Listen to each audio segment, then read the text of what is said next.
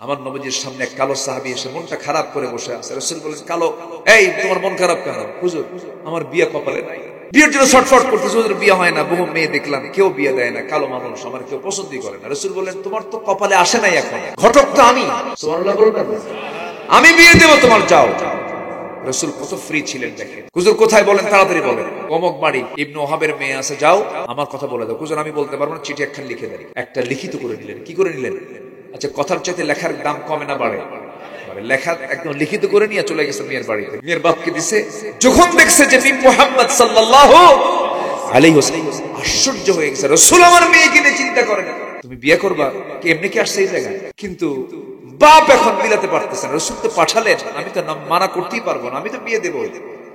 কিন্তু মেয়ে তো আমার সুন্দরী, কিন্তু এ তো কালো, কি করি? মেয়ে এখন রাজি হয় কি নাই? তো বলতেছে, শোনো, সবই ঠিক আছে, দেখি আমার মেয়ের কাছ থেকে একটু অনুমতি নেই। এই কথাগুলো আবার দেয়াল ঘেসে ঘেসে কান লাগায় মেয়েটা শুনছে। শুনে হাউমাউ করে কাঁদতেছে। বাপ চলে গেছে মেয়ের কাছে। ইবনে ওহাব গিয়ে বলছে, মা কাঁদো কেন? বুঝতে পেরেছি তোমার ছেলে পছন্দ হয় না, বিয়ে হবে না, যাও। মেয়েটা আরো কান্দে। এবার বলছে, বাবা বুঝতে ভুল করেছ, যে ছেলেকে রাসূল পাঠিয়েছেন সেই ছেলেই হবে আমার স্বামী। সুবহানাল্লাহ বলবেন না? তাহলে ওই পুরুষটা কালো না ধলা? কালো। কোন ক্লেম আছে? কোন অভিযোগ আছে? না। কালো ধলা কে করে দেন ভাই? বলেন, কে করে দেন? 40-এর পরে কি আর কালো কুলায় আর ধলা কুলায়? 40 পার হলে ধলা কালো কুলায়? সব চামড়া এরকম বুঝেন নাই? সব চামড়া কুচকে যায়। সবতেই তো অল্প বয়সে যা থাকে সব তো 40-এর পরে সব ভেস্কে যায়। বরঞ্চ আল্লাহ তাআলা বলছেন, তোমার চরিত্রই হচ্ছে সবচেয়ে সুন্দর বিষয়। বলি আল্লাহু আকবার। বলি মেয়ে রাজি, মেয়ের বাপও রাজি, তুমি আমি তো আরো রাজি। বিয়ে হয়ে যাবি, টাকা আছে নাকি? হুজুর টাকা তো নাই। বিয়ে করবা তুমি, টাকা ছাড়া বিয়ে হবে কেমনে? হুজুর টাকার দায়িত্ব আমারে দিলে বিয়ে হবে না, কারণ আমি হলাম ফকির। আপনি যদি আমার বিয়ের ব্যবস্থা করতে চান, টাকাটা আপনি দেন, আমি বিয়ে করি। দেখছেন? সুবহানাল্লাহ বলবেন না? রাসূল বলছেন, ও সাহাবী নোমান, এদিকে আসো। ওসমান আমার জামাই, এদিকে আসো, ওকে কিছু টাকা দিয়ে দাও। 200-400 দিরহাম দেওয়া হলো। বাজারে গেলেন, বাজার করলেন। বাজার শুরু করেছেন, এমন সময় বলা হলো, ও সাহাবী, তুমি কি জানো যুদ্ধের ডাক এসেছে, তুমি জিহাদের প্রস্তুতি নেবে নাকি? বলো। বিয়ের বাজার বন্ধ করে যুদ্ধের বাজার শুরু। একটা ঘোড়া তরবারি কিনলেন, যুদ্ধে ঝাঁপিয়ে পড়লেন। যুদ্ধের ময়দানে গিয়ে বিয়ার হলো না। যুদ্ধে গিয়ে অংশগ্রহণ করে তিনি শহীদ হয়ে আল্লাহর দরবারে হাজির হয়ে গেলেন। শহীদ যখন হয়ে গেছেন, রাসূলকে বলা হলো, হুজুর সাদ শহীদ হয়েছে। কোন সাদ? সাদ আল-আসওয়াদ আস-সুলাইমি শহীদ হয়ে গেছে। নবীজি নিজে দৌড় মেরে তার সামনে গিয়ে দাঁড়ালেন। মস্তকটা ছিন্ন হয়ে পড়ে আছে, রক্তাক্ত শরীর। আমার নবীজি তার চেহারার দিকে তাকায়, একবার হাসেন, একবার কাঁদেন। এমন সময় সাহাবীরা বলছেন, হুজুর আপনি এমন আচরণ কখনো করেন না, এমন করছেন কেন? রাসূল বলেন, তোমরা কি জানো আমার সাদের দিকে তাকায় হাসি এজন্য, জান্নাতের হুররা তাকে টানাটানি করে বেহেশতের দিকে নিয়ে যায়। কাঁদেন কেন? কাহারে, সাদের বিয়ের ব্যবস্থা আমি করলাম, কিন্তু দুনিয়াতে সে বিয়ে করতে পারলো না, এজন্য আমি কাঁদি। জানাজা হয়ে গেল। রাসূল বলেন, সাহাবীরা, আমার সাদের সঙ্গী যারা বিয়ের কথা হয়েছিল, সেই মহিলা কোথায়? সেই সুন্দরী নারীটা, হুরে মদিনাটা কোথায়? সামনে হাজির করো। আড়ালে নিয়ে এসে দাঁড় করায় দেওয়া হলো। রাসূল পর্দার নিয়ম রক্ষা করে বলছেন, ও মদিনার সুন্দরী মহিলা, আমার সাদ আমার প্রিয় সাহাবী ছিল। আমার সাদ তোমার স্বামী হয়ে যেত, কিন্তু সে তো শহীদ হয়ে গেছে। যেহেতু সে শহীদ হয়ে গেছে, তার পক্ষ থেকে একটা ঘোড়া এবং একটা তরবারি সে জিহাদের ময়দানের জন্য কিনেছিল। সেই ঘোড়ার তরবারি তার পক্ষ থেকে আমি তোমাকে দিয়ে দিলাম। সাহাবী উত্তম ভাবে গ্রহণ করলেন। মহিলা সাহাবী উত্তম ভাবে গ্রহণ করলেন। সেই ঘোড়া, সেই তরবারি নবীজির পক্ষ থেকে নিয়ে নিলেন, বাড়ির দিকে চলে গেলেন। আল্লাহু আকবার বলেন। আমার বন্ধুগণ, আমার ভাইরা, এই দুনিয়াতে মডেল খুঁজতে গেলে, আদর্শ খুঁজতে গেলে আমার নবীর আদর্শের দিকে যেতে হবে, সাহাবে কেরামের আদর্শের দিকে যেতে হবে।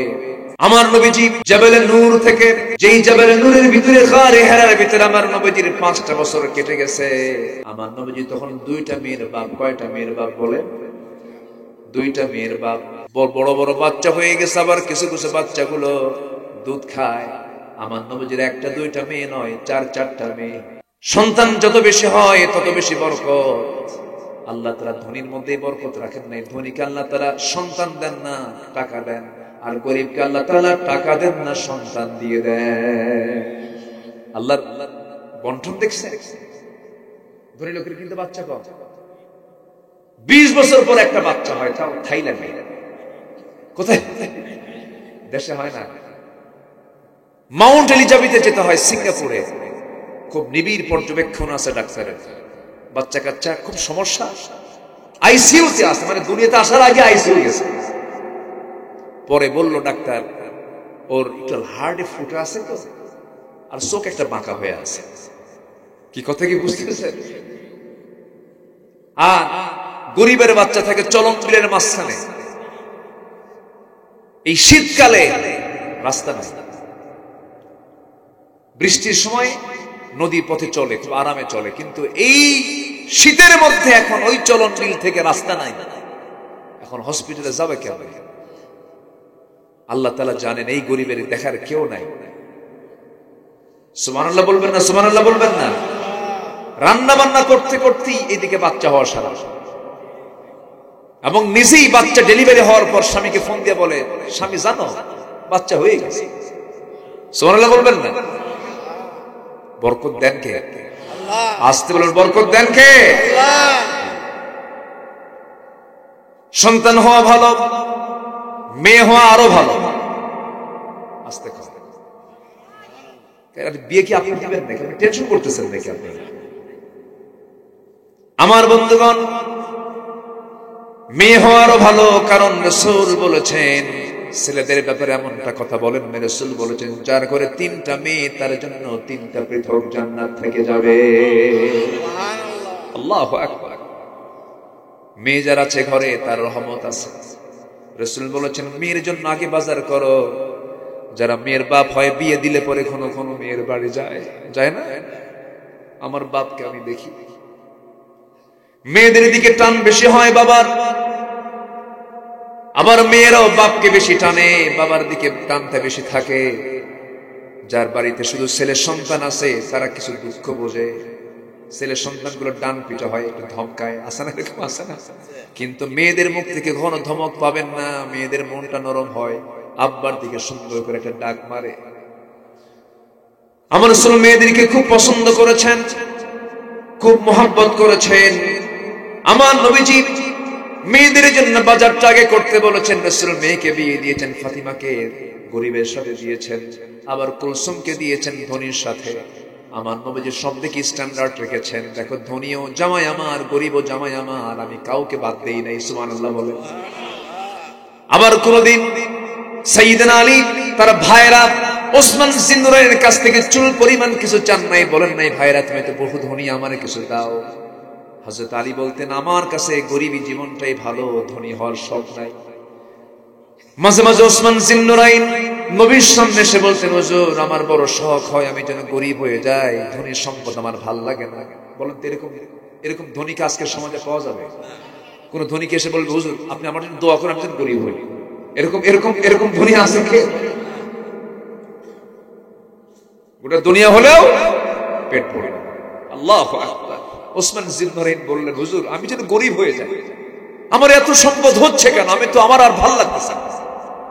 আমার নবীজি বললেন, ওসমান এমন দোয়া তো সাধারণ ভাবে কেউ চায় না, তুমি আমার কাছে এমন দোয়া চাইলা, কিন্তু আমি তোমার কাছে কিছু কথা শুনতে চাই। কি? ওসমান বলো তো, তুমি যখন খাইতে নাও তোমার খাওয়ার অভ্যাসটা কি? বলো। হুজুর আমি যখন উটের পিঠেও বসি, শুধু বিছানায় নয়, শুধু নিচে নয়, উটের পিঠেও যদি খাইতে বসি, সেই খাওয়া বস্তু উটের পিঠ অনেক লম্বা উঁচু জায়গা, উট চলতেছে, সেই জায়গায় খেতে বসেছি আমি, উট চলতেছে, খাওয়া চলতেছে, এমন সময়ও যদি আমার হাত থেকে যদি কোনো একটা দানাও যদি পড়ে যায় নিচে, আমি উটকে বসায় দেই, বসায় দিয়ে সেই দানাটা সুন্দর করে ধুয়ে মুছে আবার আমার মুখে তুলে নেই। রাসূল বললেন, ওসমান তোমার যে চরিত্র, সম্পদ তো কমার চরিত্র না, তোমার সম্পদ আরো ডাবল হবে। আল্লাহু আকবার বলেন। আল্লাহু আকবার। তাহলে সম্পদ হতে কি সমস্যা আছে? না, সম্পদ হলেও সমস্যা নাই, গরিব হতেও সমস্যা নাই, দুটাই আছে ইসলামে। শুধু ফকির না, ধনীও হতে হবে, আবার যদি কেউ গরিব হয় তাতেও কোনো সমস্যা। ভাইরা তারা দুজন আপন ভাইরা, কোনোদিন চান নাই ভাইরা তুমি আমাকে এটা দাও, আমার গরিবী জীবনই ভালো, তুমি যা আছো তুমি থাকো, আমার যা আছে আমি আছি। আল্লাহু আকবার। হিংসা থাকে না। আপনি যখনই কিছু কামনা করবেন তখন কি কি আসে? হিংসা চলে আসে।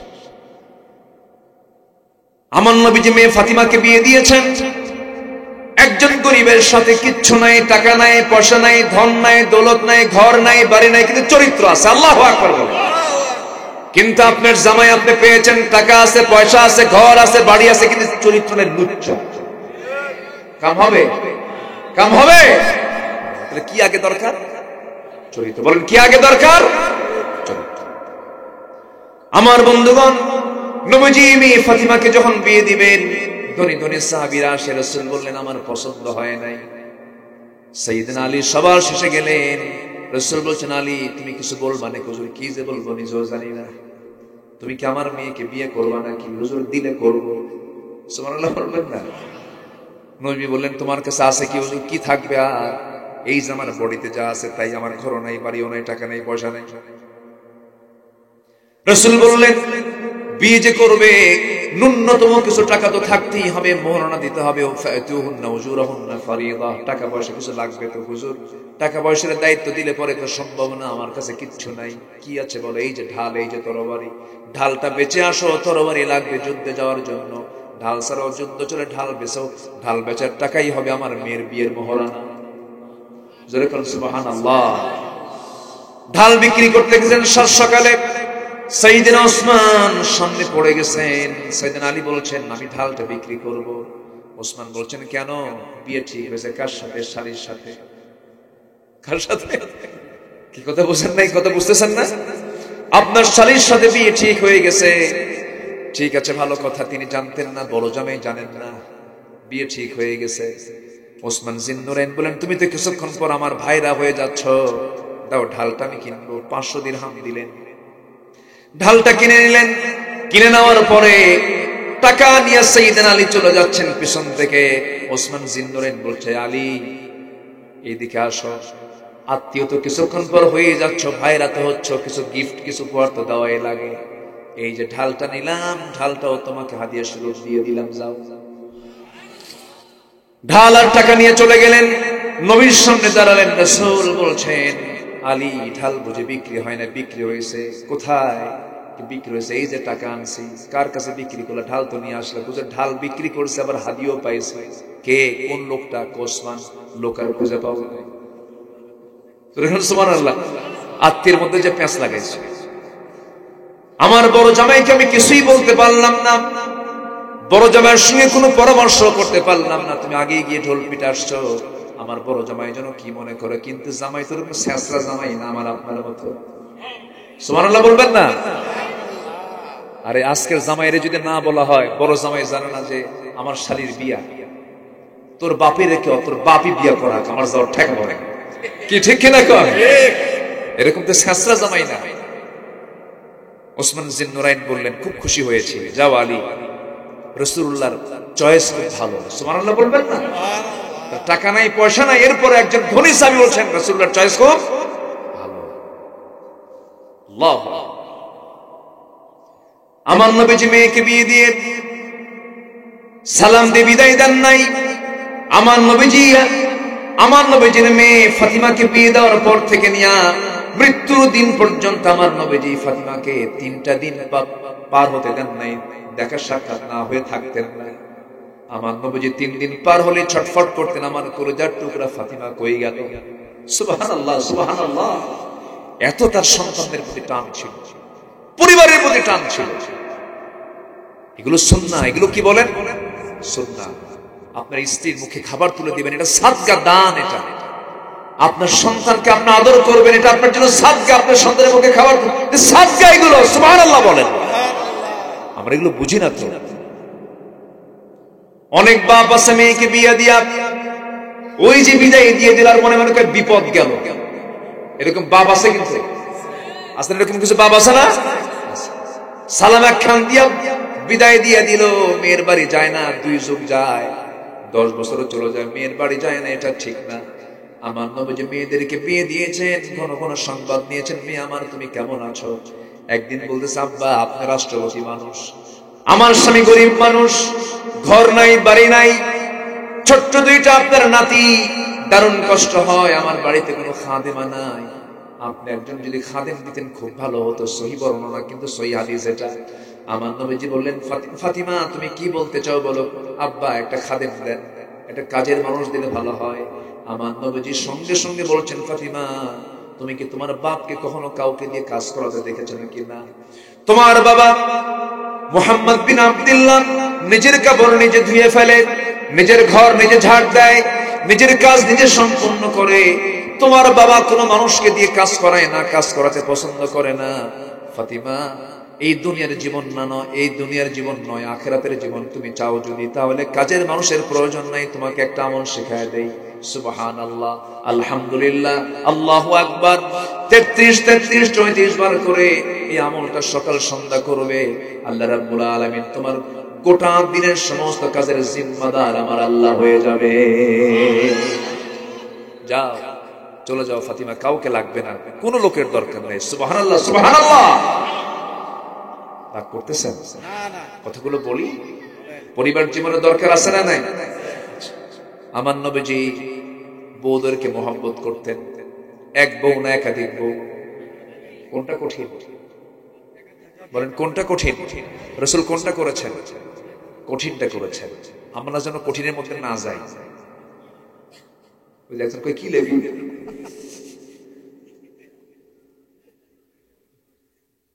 একাধিক কখন যাওয়া যায়? কতগুলো শোনেন, খুব ক্রিটিক্যাল কথা, এই কথাগুলো খুব জটিল, একটু কান লাগাবেন। একাধিক কোন সময় যাওয়া যাবে? যে সময় দেখতেছেন কোন একটা নারীর চরম বিপদ, বিধবা হয়ে গেছে, নিজেদের মধ্যে হয় কিনা বলেন, বিধবা হয়ে গেছে, তালাক প্রাপ্ত হয়ে গেছে, অসহায় নারী হয়ে গেছে, তার পাশে কেউ নাই। এমন সময় এই সমস্ত কারণে আপনি বিয়ে করতে পারেন, কিন্তু আজকে কি বিধবার দিকে যায় নাকি, তালাকের দিকে যায় নাকি? তাহলে আপনি যে বিয়েটা করতে চাচ্ছেন, বলেন যে বিয়ে করা সুন্নাত, ওই যে বিধবা সুন্নাত, তালাক প্রাপ্ত সুন্নাত, অসহায় সুন্নাত, তাদেরকে যদি তুমি ওই নিয়তে বিয়ে করো যে না তার অসহায়তা দূর হয়ে যাক, তার বিধবা, তার কষ্টের জীবন এটা দূর হয়ে যাক, তালাক প্রাপ্ত নারী তার অসহায়তা দূর হয়ে যাক, সেই সময় যদি আপনি বিয়েটা করে নিতে পারেন, এটা আপনার জন্য সওয়াবের কারণ হতে পারে। তবে এরপরেও আপনার বাড়িতে অশান্তির যদি কোনো পরিবেশ তৈরি হয়, এটা আপনাকে খেয়াল করতে হবে। আল্লাহ বলছেন তোমার জন্য একটাই উত্তম, ফাওয়াহিদাতান, একটাই তোমার জন্য উত্তম। কে বলে দিয়েছেন? আসতে বলবেন না, কে বলে দিয়েছেন? আমার মায়ের আজকের আমার ওয়াজে দারুণ খুশি। হুজুর ওয়াজ একখান দিলেন না, কি রাগ করতেছেন নাকি আপনারা? লোড বেশি নিলে সমস্যা না বলেন? লোড বেশি নিলে তো সমস্যা। তো আর বিয়ে মানুষ না, ওরে বাপরে বাপ, সব মেনে নেবে, কিন্তু এটা মানা দারুণ কঠিন। হুরের গল্প করলে তাদের সহ্য হয় না। রাতের বেলা এই গল্প করা যাবে না, কিন্তু হুরের গল্প যদি করেন সকালবেলা করেন। রাতের বেলা যদি এই শীতের ভিতরে লেপের মধ্যে দুইজন শুয়ে যদি বলেন, জানো জান্নাতে কিন্তু আল্লাহ তাআলা আমাকে 10,000 হুর দেবে, বলবে বালিশ না ওই দিকটায় থেকে শুয়ে পড়ো, এদিকে তাকাবি না। আল্লাহ তাআলা মেয়েদেরকে এই তবিয়ত দিয়ে, নেচার দিয়ে বানিয়েছেন। আমার নবীজি দোয়া করতেছেন, আল্লাহ আমার খাদিজাকে জান্নাত দাও। পিছন থেকে আম্মা জান আয়েশা কাছে, বুড়ির জন্য এখনো কান্না লাগে। চিন্তা করুন, আম্মা জান আয়েশার মতো মানুষ। উম্মে সালমা আমার নবীজির আরেক স্ত্রী, আম্মা জান আয়েশা বলছে ও তো খাটো। কি কথা কি বুঝতেছেন? ও তো কি খাটো। রাসূল বলতেছেন তুমি যে কথাটা বললা খাটো, এই শব্দ যদি 7 সমুদ্রে ছেড়ে দেওয়া হয়, লামাজাজাতহু, তোমার এই কথার ওজনে সব পানিগুলো বিবর্ণ হয়ে দুর্গন্ধ হয়ে যাবে। তাহলে কাউকে খাটো বলা, কালো বলা কি যাবে? আজ থেকে যাবে? কিছু মহিলা আছে আবার খুব সুন্দরী হলে, স্বামী একটু কালো হলে খুব গালমন্দ করে। একটু মাদের দিকে যায়, একটু বলি নাকি, বলার দরকার আছে না? বউটা একটু সুন্দরী, স্বামী একটু কালো হয়েছে, হয়তো বিয়ে শাদী আল্লাহ জুটায় দিচ্ছে, বিয়ে শাদী হয়ে গেছে, কিন্তু দেখবেন কিছু কিছু মহিলা আছে সুন্দরের কিন্তু বড়াই করে। একটু কিছু বললেই তখন বলে, শোনো তুমি কি তোমার চেহারা দেখো, আমার দিকে তাকাইস, এটা আয়নার দিকে চেহারা তাকায় দেখো, আমার সঙ্গে যে তোমার বিয়ে হয়েছে, তোমার 14 গোষ্ঠীর কথা দেখছেন, কি খোটাটা মারলো দেখে, আছে না নাই? না, মা এই জাতীয় কথা বলবেন না, কখনো না। কারণ সবগুলো কার সৃষ্টি? কার সৃষ্টি? তুমি সৃষ্টির সেবা করো, আল্লাহ তোমাকে জান্নাত দিয়ে দিবেন। আল্লাহর সৃষ্টি একটাকেও আপনি খাটো চোখে দেখতে পারবেন না। সে কালো, সে লম্বা, সে খাটো, সে চিকন, বলতে পারবেন না আপনি কখনো, কখনো বলবেন না। এটা বললে কি হবে? আজ থেকে কি হবে? আরো জোরে, আরো জোরে গুনাহ হবে। আমার নবীজির সামনে এক কালো সাহাবী এসে মনটা খারাপ করে বসে আছে। রাসূল বলেন, কালো, এই তোমার মন খারাপ কেন? হুজুর, আমার বিয়ে কপালে নাই। যুবক তো বিয়ের জন্য খুব ছটফট করতেছে। এই যুবকরা রাগ করতেছে নাকি তোমরা? বিয়ের জন্য ছটফট করতেছে, হুজুর বিয়ে হয় না, বহু মেয়ে দেখলাম, কেউ বিয়ে দেয় না, কালো মানুষ, আমার কেউ পছন্দই করে না। রাসূল বলেন, তোমার তো কপালে আসে নাই এখন, ঘটক তো আমি। সুবহানাল্লাহ বলবেন, আমি বিয়ে দেব তোমার, যাও। রাসূল কত ফ্রি ছিলেন দেখেন। হুজুর কোথায় বলেন, তাড়াতাড়ি বলেন। কমক বাড়ি, ইবনে ওহাবের মেয়ে আছে, যাও আমার কথা বলে দাও। হুজুর আমি বলতে পারবো না, চিঠি একখান লিখে দেন। একটা লিখিত করে নিলেন। কি করে নিলেন? আচ্ছা, কথার চাইতে লেখার দাম কমে না বাড়ে? লেখা একদম লিখিত করে নিয়ে চলে গেছে মেয়ের বাড়িতে। মেয়ের বাড়িতে গিয়ে বলে, এই মেয়ের বাপ, এদের পর বহু দেখছি জীবন, আর দেখবো। আল্লাহু আকবার বলুন। মেয়ের বাপকে দিছে। যখন দেখছে যে মুহাম্মদ সাল্লাল্লাহু আলাইহি ওয়াসাল্লাম, আশ্চর্য হয়ে গেছে। রাসূল আমার মেয়েকে নিয়ে চিন্তা করে না, তুমি বিয়ে করবা কি এমনি কি আসছে এই জায়গায়? কিন্তু বাপ এখন মিলাতে পারতেছে না। রাসূল তো পাঠালেন, আমি তো মানা করতেই পারবো না, আমি তো বিয়ে দেবো। কিন্তু মেয়ে তো আমার সুন্দরী, কিন্তু এ তো কালো, কি করি? মেয়ে এখন রাজি হয় কি নাই? তো বলতেছে, শোনো, সবই ঠিক আছে, দেখি আমার মেয়ের কাছ থেকে একটু অনুমতি নেই। এই কথাগুলো আবার দেয়াল ঘেসে ঘেসে কান লাগায় মেয়েটা শুনছে। শুনে হাউমাউ করে কাঁদছে। বাপ চলে গেছে মেয়ের কাছে। ইবনে ওহাব গিয়ে বলছে, মা কাঁদো কেন? বুঝতে পেরেছি তোমার ছেলে পছন্দ হয় না, বিয়ে হবে না, যাও। মেয়েটা আরো কাঁদে। এবার বলছে, বাবা বুঝতে ভুল করেছো, যে ছেলেকে রাসূল পাঠিয়েছেন সেই ছেলেই হবে আমার স্বামী। সুবহানাল্লাহ বলবেন না? তাহলে ওই পুরুষটা কালো না ধলা? কালো। কোন ক্লেম আছে? কোন অভিযোগ আছে? না। কালো ধলা কে করে দেন ভাই? কে করে দেন? 40-এর পরে কি আর কালো কুলায় আর ধলা কুলায়? 40 পার হলে ধলা কালো কুলায়? সব চামড়া এরকম বুঝেন নাই? সব চামড়া কুচকে যায়। সবতেই তো অল্প বয়সে যা থাকে সব তো 40-এর পরে সব ভেস্কে যায়। বরঞ্চ আল্লাহ তাআলা বলছেন, তোমার চরিত্রই হচ্ছে সবচেয়ে সুন্দর বিষয়। বলি আল্লাহু আকবার বলে। মেয়েরা যে, মেয়ের বাপরা যে নবীর কাছে এসে বলে, হুজুর এবার জিতে গেছি। মেয়েরা যে, মেয়ের বাপরা যে, তুমি আমি তো আরো রাজি, বিয়ে হয়ে যাবি। টাকা আছে নাকি? হুজুর টাকা তো নাই। বিয়ে করবা তুমি, টাকা ছাড়া বিয়ে হবে কেমনে? হুজুর টাকার দায়িত্ব আমারে দিলে বিয়ে হবে না, কারণ আমি হলাম ফকির। আপনি যদি আমার বিয়ের ব্যবস্থা করতে চান, টাকাটা আপনি দেন, আমি বিয়ে করি। দেখছেন? সুবহানাল্লাহ বলবেন না? রাসূল বলছেন, ও সাহাবী নোমান এদিকে আসো, ওসমান আমার জামাই এদিকে আসো, ওকে কিছু টাকা দিয়ে দাও। 200-400 দিরহাম দেওয়া হলো। বাজারে গেলেন, বাজার করলেন। বাজার শুরু করেছেন, এমন সময় বলা হলো, ও সাহাবী তুমি কি জানো যুদ্ধের ডাক এসেছে, তুমি জিহাদের প্রস্তুতি নেবে নাকি বলো? বিয়ের বাজার বন্ধ করে যুদ্ধের বাজার শুরু। একটা ঘোড়া তরবারি কিনলেন, যুদ্ধে ঝাঁপিয়ে পড়লেন। যুদ্ধের ময়দানে গিয়ে বিয়ার হলো না। যুদ্ধে গিয়ে অংশগ্রহণ করে তিনি শহীদ হয়ে আল্লাহর দরবারে হাজির হয়ে গেলেন। শহীদ যখন হয়ে গেছেন, রাসূলকে বলা হলো, হুজুর সাদ শহীদ হয়েছে। কোন সাদ? সাদ আল-আসওয়াদ আস-সুলাইমি শহীদ হয়ে গেছে। নবীজি নিজে দৌড় মেরে তার সামনে গিয়ে দাঁড়ালেন। মস্তকটা ছিন্ন হয়ে পড়ে আছে, রক্তাক্ত শরীর। আমার নবীজি তার চেহারার দিকে তাকায়, একবার হাসেন, একবার কাঁদেন। এমন সময় সাহাবীরা বলছেন, হুজুর আপনি এমন আচরণ কখনো করেন না, এমন করছেন কেন? রাসূল বলেন, তোমরা কি জানো আমার সাদের দিকে তাকায় হাসি এজন্য, জান্নাতের হুররা তাকে টানাটানি করে বেহেশতের দিকে নিয়ে যায়। কাঁদেন কেন? কাহারে সাদের বিয়ের ব্যবস্থা আমি করলাম, কিন্তু দুনিয়াতে সে বিয়ে করতে পারলো না, এজন্য আমি কাঁদি। জানাজা হয়ে গেল। রাসূল বলেন, সাহাবীরা আমার সাদের সঙ্গী যারা বিয়ের কথা হয়েছিল সেই মহিলা কোথায়? সেই সুন্দরী নারীটা, হুরে মদিনাটা কোথায়? সামনে হাজির করো। আড়ালে নিয়ে এসে দাঁড় করায় দেওয়া হলো। রাসূল পর্দার নিয়ম রক্ষা করে বলছেন, ও মদিনার সুন্দরী মহিলা, আমার সাদ আমার প্রিয় সাহাবী ছিল, আমার সাদ তোমার স্বামী হয়ে যেত, কিন্তু সে তো শহীদ হয়ে গেছে। যেহেতু সে শহীদ হয়ে গেছে, তার পক্ষ থেকে একটা ঘোড়া এবং একটা তরবারি সে জিহাদের ময়দানের জন্য কিনেছিল, সেই ঘোড়ার তরবারি তার পক্ষ থেকে আমি তোমাকে দিয়ে দিলাম। সাহাবী উত্তম ভাবে গ্রহণ করলেন, মহিলা সাহাবী উত্তম ভাবে গ্রহণ করলেন।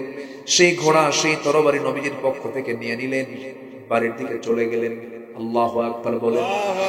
আমার বন্ধুগণ, আমার ভাইরা, এই দুনিয়াতে মডেল খুঁজতে গেলে, আদর্শ খুঁজতে গেলে আমার নবীর আদর্শের দিকে যেতে হবে, সাহাবে কেরামের আদর্শের দিকে যেতে হবে। অনুকরণীয় আদর্শ হলো 15টা। 1 নম্বর আদর্শ হলো আমরা দাওয়াত দেব কার পথে বলেন? আসতে বলবেন না, কার পথে? আল্লাহর পথে। নাম্বার 2 হলো ভীরু হব না সাহসী হব? বলেন, ভীরু হব না সাহসী হব? 5 আগস্টের আগ থেকে নিয়ে 5 আগস্ট পর্যন্ত যে যুবকরা ছিল আমার দেশে, ভীরু না সাহসী? বলেন, ভীরু না সাহসী? সাহসী। আল্লাহু আকবার, কি সাহস তার! 7-8 বছরের এক বাচ্চা যে পুলিশে মারছে, দেখেন না? দেখেন, 7-8 বছরের বাচ্চা বাপ থেকে বের হয়ে যা পুলিশের থাপড়ায়। বিবেক জাগ্রত হয়েছে। প্রত্যেক মা সন্তানকে বাইরে বের করে দিয়ে বলে, যা, কোন দিন বের হবে? আল্লাহু আকবার বলবেন না? আবার মা যদি বলে তুই যাইস না, ছেলে কয় তুমি আমারে না করো, যায় মরবো, জাতিকে মুক্ত করবো। আল্লাহু আকবার। ছেলে দুর্বল হলে মা সাহস জুগিয়েছে, মা দুর্বল হলে সে ছেলে সাহস জুগিয়েছে। সব কে জুগিয়ে দিয়েছে? কে জুগিয়ে দিয়েছে? আল্লাহ জুগিয়ে দিয়েছে। একটা বিজয় এসেছে, আমাদের একটা পরিবর্তন এসেছে। এখন যুবকদের দায়িত্ব হলো চরিত্র গঠন করো। ওই বিয়ের আগে গার্লস স্কুলের সামনে যে সিট হয়ে ইতিমের মতো বসে থাকবে, এগুলো আকাম কুকাম করবা না, SMS দিবা না, মেসেঞ্জারে চ্যাটিং করবা না, হোয়াটসঅ্যাপে হি করবা না। সালাম কালাম ওখানে দেওয়ার দরকার নেই। সালাম কালাম ওখানে দেওয়া হালাল না হারাম? আচ্ছা, হালাল না হারাম? হারাম। নিজের ভালো জায়গায় সালাম দিবা, ওটা একটা গুনার কাজ, এগুলো করবা না। আল্লাহ তুমি নোংরামি থেকে বাঁচাও, জোরে বলি আল্লাহুম্মা আমিন। তাহলে আমরা হব ভীরু না সাহসী? বলেন, ভীরু না সাহসী? সাহসী। সাহসটার বদলে জয় আসছে। সাহাবীদের ভিতরে কি ছিল? সাহস ছিল। আমার নবীর মধ্যে কি ছিল? সাহস ছিল, প্রচন্ড সাহস, পিরামিড সাহস ছিল তার। তিনি ছিলেন সাহসের পিরামিড ছিলেন, এত সাহসী তিনি ছিলেন। চুল পরিমাণ ভয় পান, কোথাও পরোয়া করেন।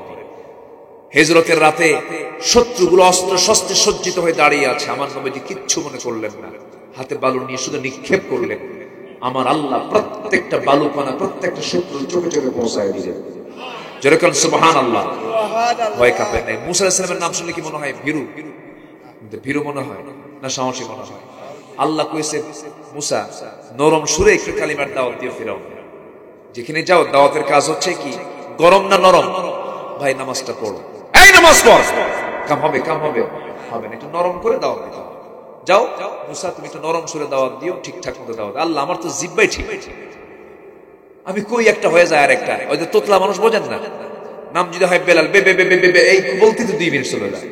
তো আল্লাহ, তুমি আমার জিব্বা অচল রেখে আমারে তুমি সুন্দর দাওয়াত দিতে বলো, আগে জিব্বা ঠিক কর।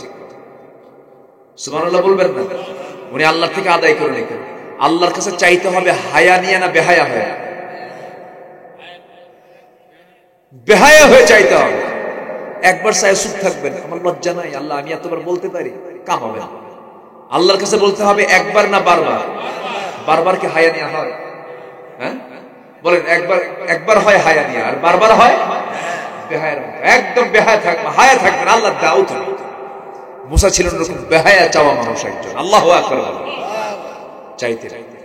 আল্লাহ, তুমি আমার জিহ্বাকে ঠিক করো, এরপরে তুমি কি কবা কও।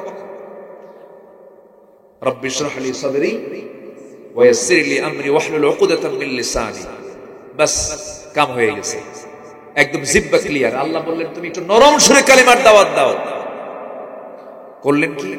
আচ্ছা ঠিক আছে, যাবো। আল্লাহ, আমি কি একা যাবো? কেন, তোমার ভাই হারুন কেউ নাও। হারুন ছিলেন বড় ভাই। হারুন ছিলেন কি?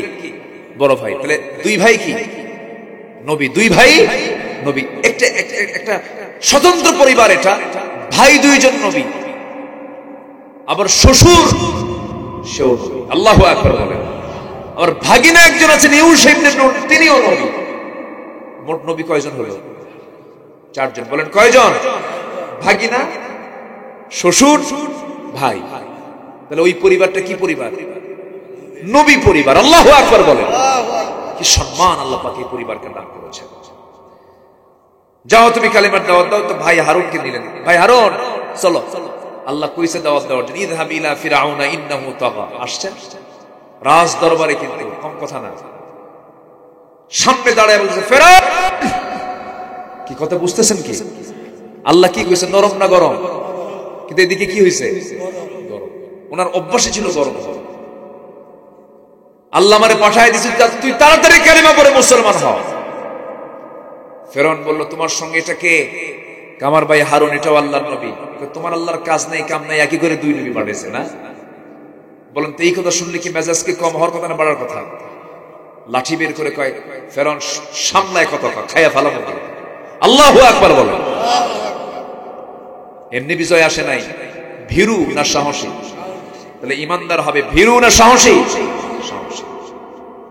নবীদের ক্লেম ধরার জন্য যুগে যুগে সবাই চেষ্টা করেছে, দোষ ধরার জন্য। আলেমদের দোষ ধরার জন্য কি আছে না নাই বলেন তো? আল্লামা সাইদির বিরুদ্ধে মামলা দিয়েছিল ধর্ষণের। শয়তানকে আমিও রাগ করছি। শয়তান কি কয়, এটা আমিও বিশ্বাস করি। এই মামলাগুলো দিয়েছে। তো মুসা ইসলামের বিরুদ্ধে একটা এরকম মানে ক্লেম তারা দিয়েছিল, শারীরিক একটা অক্ষমতার কথা তারা বলেছিল। সেটা হলো হঠাৎ করে এমনি বলছিল, রিউমার ছড়িয়ে দিয়েছে, মুসার একটা সমস্যা আছে শারীরিক, কি একশিরা ব্যারাম আছে।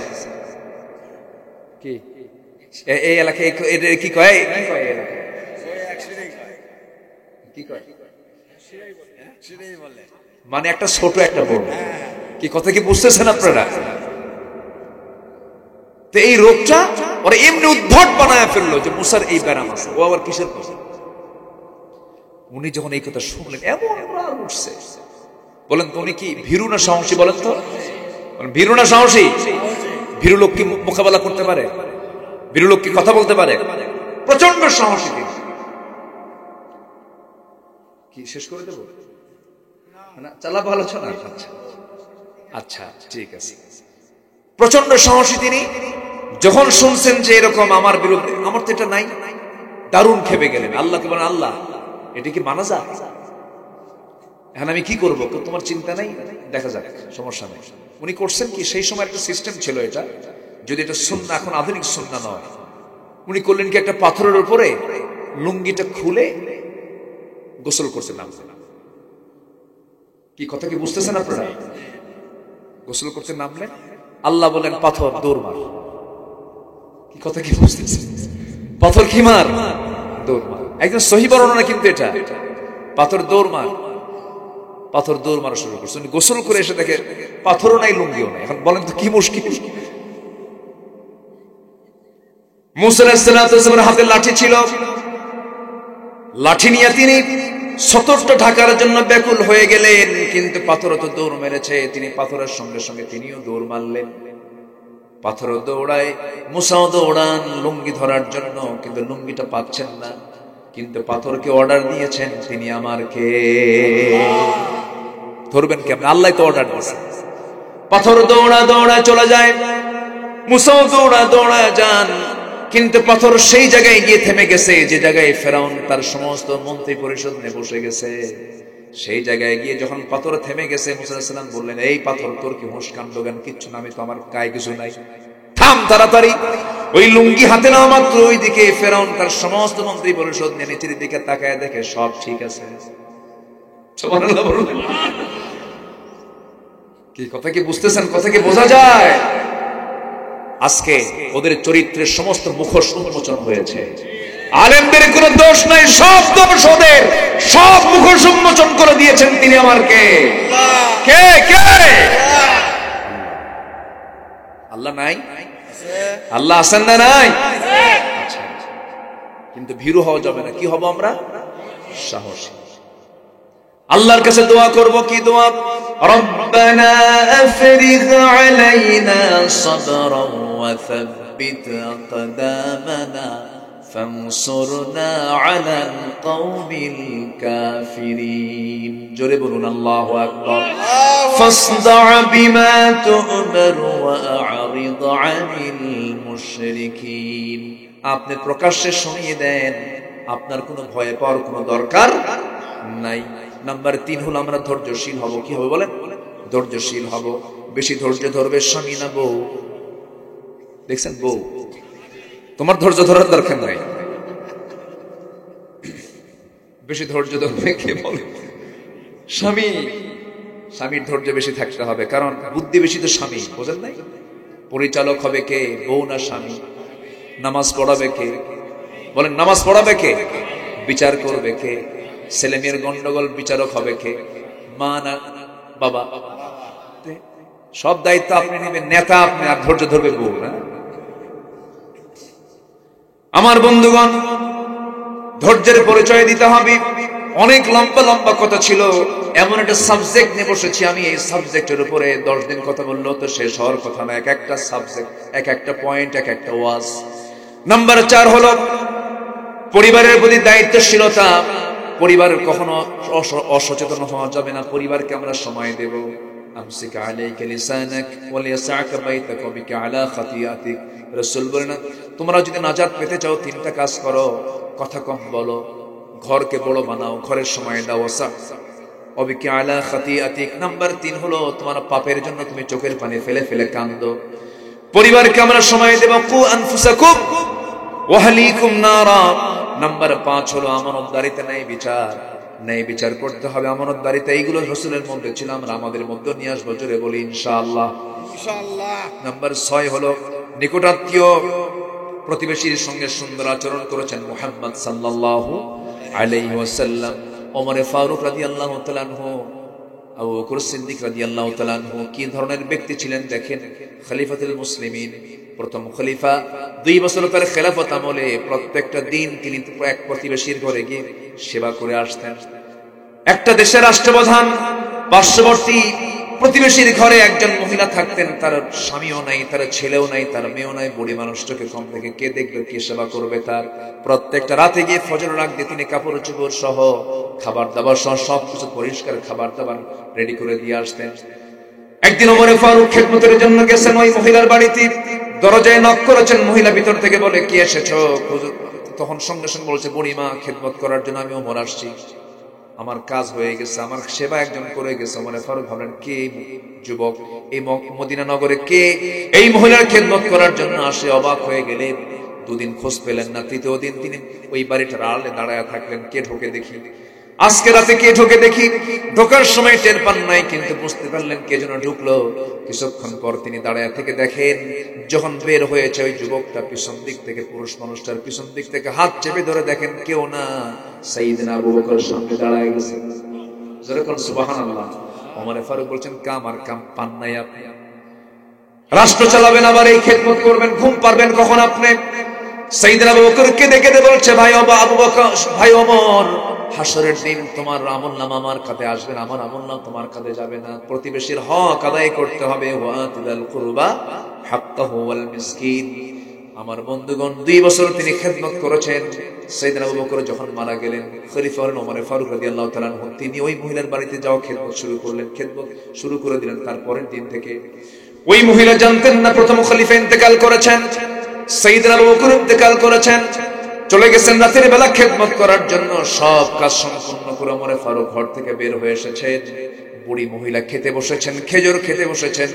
ধোয়া খেজুর যখন খাওয়া শুরু করেছেন, খাইতে নিয়া মুখের মধ্যে বিচি লেগে গেল। মহিলা বলতেছেন, বুঝতে পেরেছি প্রথম খলিফা, প্রথম আমার খাদেম আবু বকর নাই, খাদেম চেঞ্জ হয়েছে। কারণ আমার আবু বকর যখন আমার খেদমত করতে আসতো, সব খেদমত তো করতে, এমনকি এই খেজুরের বিচি যে আছে, খেজুরের বিচিগুলো বের করে আমার সামনে রাখতো, যেন আমার খেতে যেন চুল পরিমাণ অসুবিধা না হয়। জোরে কোন সুবহানাল্লাহ। নাম্বার 7 হলো আল্লাহর বিধানের প্রতি শর্তহীন আনুগত্য করতে হবে। আল্লাহর বিধান নিয়ে কোনো কিছু শর্ত দেওয়া যাবে না। চোরি করলে হাত কাটো, জেনা করলে পাথর মারো। এরপরে খুনিকে খুন করে, খুনি যদি কেউ হয় তাকে দুনিয়া থেকে বিদায় করে দাও। বিধানগুলো কার? আসতে বলবেন না কার? এই বিধানগুলো আমার এই জমিনে কায়েম হোক, সবাইকে চান নাকি? আমাদের এই দেশে কায়েম হোক, সবাইকে চান? সবাইকে চান আপনারা? আমার বন্ধুগণ, আমার দেশে এখন গজবের উপযুক্ত হয়ে আছে। কেন? হয়তো বলবেন, আশ্চর্য হবেন, আমার দেশে যে সমস্ত অপকর্মগুলো হয় হাদিসের দৃষ্টিকোণ থেকে, যে সমাজে জেনা থাকবে গজব আসবে, যে সমাজে মদ থাকবে গজব আসবে, যে সমাজে সুদের কারবার চলবে সেই সমাজে গজব আসবে বলেছেন মুহাম্মদ সাল্লাল্লাহু আলাইহি ওয়াসাল্লাম। আমার বলুন, আমার দেশে গজব আসার সম্ভাবনা আছে না নাই? আসতে বলবেন না আছে না নাই? এই সুদ, জেনা, মদের বোতল এগুলো বন্ধ হবে ওয়াজ দিয়া না আইন দিয়া। আইন দরকার আছে না নাই? যারা এগুলো বন্ধ করবে তাদের পক্ষ নেওয়ার দরকার আছে না নাই বলেন? আচ্ছা, আমরা তাদেরই পক্ষ নেব যারা এগুলোর বিরুদ্ধে কথা বলবে। কিন্তু 53 বছর যারা ছিল তারা কি এগুলো বন্ধ করেছে না আইন করেছে? আইন করে পাস আইন করে। অতএব যারা মদ, জুয়া, সুদ আইন করে পাস করে তাদের নেতৃত্ব আমরা মানতে চাই না। মনে থাকবে? বাস, জোরে বলি ইনশাআল্লাহ। আমি আর কিভাবে বুঝাবো? আমার বোঝানোর ভাষা নাই। ঘুম ধরছে? চোখ ছোট কেন?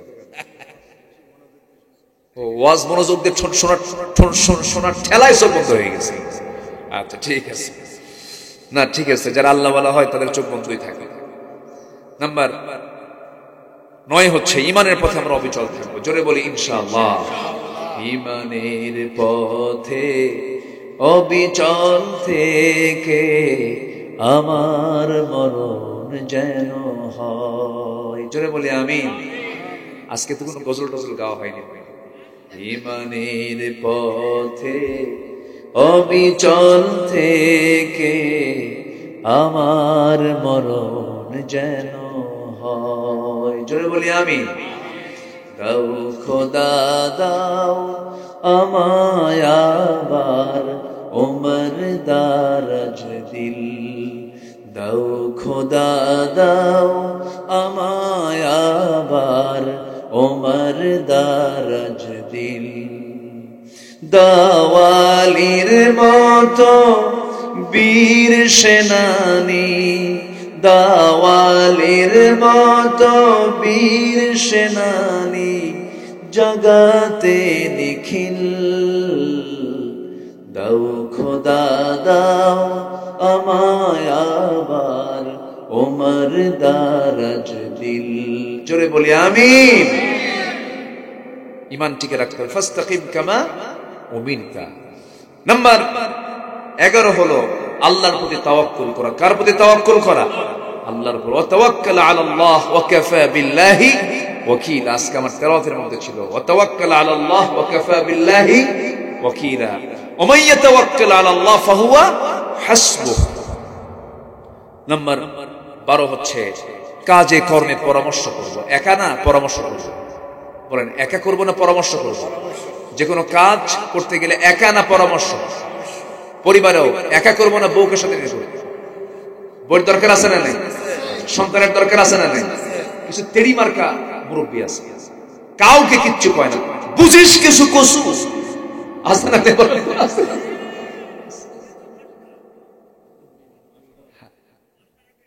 হ্যাঁ, মাশাআল্লাহ করতে হবে। মাশওয়ারা না, এই এলাকায় বলে না মাশওয়ারা।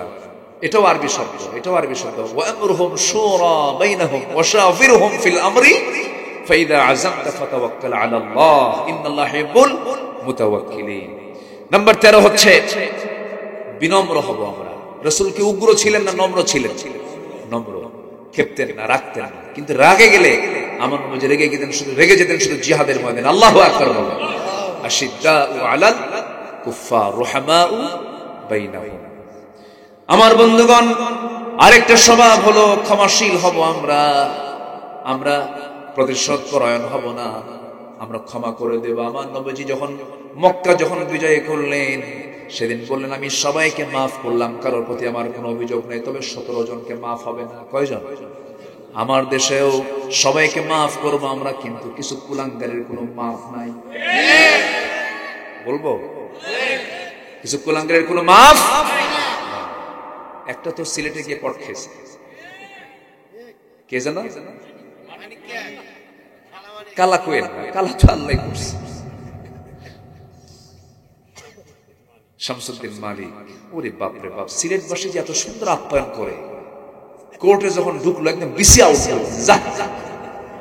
জানেন আপনারা? জানেন না এগুলো? ক্ষমা সবার জন্য নাই। যে খুন করে আল্লাহ ক্ষমা করে না, আমরাও ক্ষমা করতে জানি না, ঠিক কিনা? কুতিবা আলাইকুমুল কিসাস, কোনো কথা নাই। আল আইনু বিল আইন ওয়াল উযনু বিল উযুনি, কোনো কথা নাই। আল্লামা সাঈদীকে যারা হত্যা করেছে তাদের দৃষ্টান্তমূলক শাস্তি হওয়ার দরকার আছে না নাই? হবে, সব হবে, জোরে বলি ইনশাআল্লাহ। সিরিয়া যখন আসছে আমাদের হাতে, সিরিয়া এসেছে, আলহামদুলিল্লাহ বলেন। শামের ব্যাপারে হাদিস আছে না নাই? সিরিয়ার দামেস্ক ঐতিহাসিক জায়গা, অনেক সাহাবী, অনেক আল্লাহর বড় বড় পছন্দের গোলামের এই বিচরণ হচ্ছে সিরিয়া। এতদিন এক ফেরাউন ছিল, ফেরাউন ইবনে ফেরাউন, ওর বাপও ফেরাউন, ও নিজেও ফেরাউন। হাফিজ আল আসাদ, বাশার আল আসাদ। আসাদ না, ওটা কি? আসাদ মানে তো সিংহ, ফাসাদুল্লাহ, কাল কাল শয়তান, এগুলো হাইওয়ান। এই বদমাইশ, চিন্তা করুন, একজন ব্যক্তি জেলখানায় ছিল 43 বছর। কত বছর? একজন বিমানের পাইলট। শুধু তাকে বলেছিল তুমি বিদ্রোহীদের বিরুদ্ধে তোমাকে কথা বলতে হবে। উনি বলেছেন না, আমি ওদের বিরুদ্ধে, ওরা হক, ওদের বিরুদ্ধে আমি কথা বলতে হবে। 43 বছর পর তাদের পতনের পরের দিন সে জেল থেকে মুক্ত হয়েছে। কত বছর? 43 বছর তাকে আয়না করে রেখেছিল। আমাদের দেশে তো আয়না ঘর ছিল, জানেন না আপনারা? জানেন? আমি গিয়েছি, দেখেছি, এবং দুজন ছিল, ব্যারিস্টার আরমান এবং ব্রিগেডিয়ার জেনারেল আব্দুল্লাহ ইলামান আজমি। দুজনকে আমি হসপিটালে গিয়ে 2 ঘন্টা 4 ঘন্টা গল্প করছি। ছিলেন কেমন, থাকছেন কেমন। মানুষ যত পাষাণ হয়, মানুষ যে এখনো আবু জেহেলের মতো আছে, এটা তার জ্বলন্ত প্রমাণ। ইলিয়াস আলী গুম, ইলিয়াস আলীর বাচ্চাগুলোকে কোলের মধ্যে নিয়ে আদর করতেছে, বলে যাহারে বাপ ছাড়া সন্তান কেমনে থাকে, বাপ ছাড়া সন্তানের কত কষ্ট, অথচ সে নিজেই কিন্তু গুম করছে। জানেন আপনারা? জানেন না? আপনারা জানেন না কথাগুলো? এগুলো অভিনয় আমরা দেখেছি। নাম্বার 14 হলো কুফরের প্রতি আমরা কঠোর হব। কাফিরদের সঙ্গে আমাদের কোনো হৃদ্দিক সম্পর্ক থাকতে পারে না। ইয়া আইয়ুহান নাবিয়্যু জাহিদিল কুফার ওয়াল মুনাফিকিন ওয়াগলুজ আলাইহিম। ওয়াগলুজ মানে কি? কঠোর হও কাফের মুশরিকদের ব্যাপারে। নাম্বার 15 হলো আমরা পরস্পর যখন থাকবো কঠোর হব না রহমদিল হব? বলেন, আমাদের মধ্যে পরস্পর সম্পর্ক হবে কি? বলেন বলেন, কঠোর না নরম? কঠোর না নরম? নরম হয়ে যাবে। রাসূল বলতেন মাঝে মাঝে, আমার উম্মতের যদি কষ্ট না হতো, প্রতিবেশীকে আমি সম্পত্তির ওয়ারিস বানাই। সুবহানাল্লাহ বলবেন না? প্রতিবেশীকে সম্পত্তির ওয়ারিস বানান। রাস্তাকে আটকাবেন? আস্তে কবে রাস্তা আটকাবেন? রাসূল কি বললেন? প্রতিবেশীকে সম্পত্তির ওয়ারিস বানায় দিতাম। মানে কি? প্রতিবেশীর দামটা কত? একটু গন্ডগোল লাগছে, একজনের বাড়ি একটু রাস্তার সাথে যারা বাড়ি, তার আবার পিছনে আরেকজনের প্রতিবেশীর বাড়ি, তো রাস্তার ধারে বাড়িওয়ালার সাথে একটু পিছনের বাড়িওয়ালার একটু টক্কর লাগছে। সন্ধ্যার আগ দিয়ে যে রাস্তা দিয়ে যায় ওখানে খোটা মারা আছে নাকি? খোটা মারা হুজুর আছে এখানে? খোটা মারা মুসলমান আছে না নাই? মারছে খোটা। বলে যে খোটা মারছো কেন? বেশি ফটর ফটর করো না, হাঁটো। এখন আপনি যে খোটাটা গাললেন, আপনি যে খুঁটি যে দিলেন, জমিন কার? মনে আছে? মনে থাকে? ভাবতেছেন সিংড়া কি কয় ওটা, যেখানে দলিল হয়, ওটা কি বলে? Registry office. Khulna registry office আপনার জমি না। ওই রেজিস্ট্রি করে আপনার এই দুনিয়ার জীবনের মালিক হয়েছেন আপনি, কিন্তু জমিটা আপনারও না, আপনার বাপেরও না। আরো জোরে কার? আর সে আল্লাহর বান্দার আপনার হাঁটা বন্ধ করছেন, আল্লাহ আপনার কিয়ামতের দিন আপনার হাঁটা বন্ধ করবে। কথা বোঝেন না? অঙ্ক মিলেন কিয়ামতের দিন সাথে। অতএব জমির মালিক আপনি হবেন, কিন্তু আপনার জমির সবাই ভোগ করার অধিকার আছে না নাই? প্রয়োজনীয় অধিকার আছে না নাই? কিন্তু দখল করা যাবে না। দখল করলে কিন্তু খবর আছে। আমার এক বন্ধু লন্ডনে থাকতো, 10 বছর পর দেশে আসছে। তার জমি হলো বসুন্ধরার পাশে, 4 কাঠা জায়গা। 4 কাঠা জায়গার উপর একজন বিল্ডিং বানিয়েছে, উনি জানেন না। তো সে বললো, ভাই বাড়ি করলেন আপনি, এই বিল আমার জায়গা। হ্যাঁ ঠিক আছে, তো জায়গা আপনার, বাড়ি তো আমার। কি কথা কি বুঝতেছ না? যারা চোর তাদের চাপা ছোট হয় না বড় হয়? বড় হয়। এগুলো করা যাবে না। 1 বিঘত জায়গা যদি কেউ দখল করে, কিয়ামতের দিন আল্লাহ পাক তাকে 7টা আসমান জমিন তার মাথার উপরে চাপায় দেবে। একজন কিছু সুবহানাল্লাহ, জোরে কোন নাউযুবিল্লাহ। যাক, এখন আর ওয়াজ হবে না, যেহেতু সুবহানাল্লাহ কইছে, আমরা শেষের দিকে যাই। এখন অনেক সুন্দর, আপনারা এত সুন্দর ধৈর্যশীল, আলহামদুলিল্লাহ বলেন। আমরা আর কথা বাড়াবো না, যতটুকু হয়েছে আমরা বলে ফেলি আলহামদুলিল্লাহ। আমি 15টা পয়েন্ট আমি কথা বলেছি। আমার মনে হয় এবছর আমি এত লম্বা কথা আমি খুব কমই বলেছি, যা আজকে আমি আলোচনা করলাম। এখন দোয়া করব তার আগ দিয়ে। হ্যাঁ,